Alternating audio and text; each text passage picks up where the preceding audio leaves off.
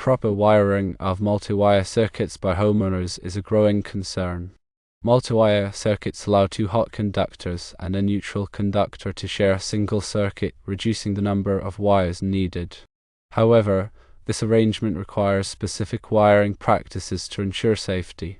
The issue arises when homeowners install multi-wire circuits on 12/3 wire and connect both hot conductors to the same phase on a tandem breaker. This configuration creates an incorrect voltage distribution and can result in, firstly, overload on one hot conductor, secondly, voltage imbalances, and thirdly, the potential for electrical fires. Distribution panel literature may indicate a high circuit capacity by incorporating tandem breakers, leading homeowners to believe they can install more circuits.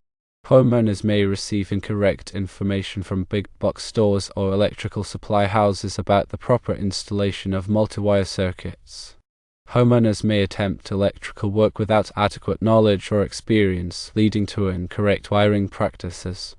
Electricians should emphasize the importance of proper multi-wire circuit installation and the dangers of using tandem breakers on multi-wire circuits incorrectly. If you encounter improper wiring in customer homes, report it to the appropriate authorities for correction. Electrical contractors can partner with code enforcement agencies and public safety organizations to promote safe electrical practices among homeowners.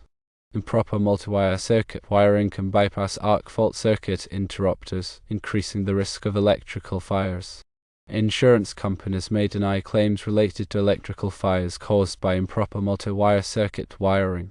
Improper wiring of multi-wire circuits using 12/3 wire and tandem breakers is a serious safety issue.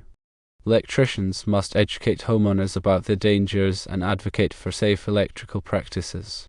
By working together with code enforcement agencies and public safety organizations, we can prevent electrical accidents and ensure the safety of our homes and communities.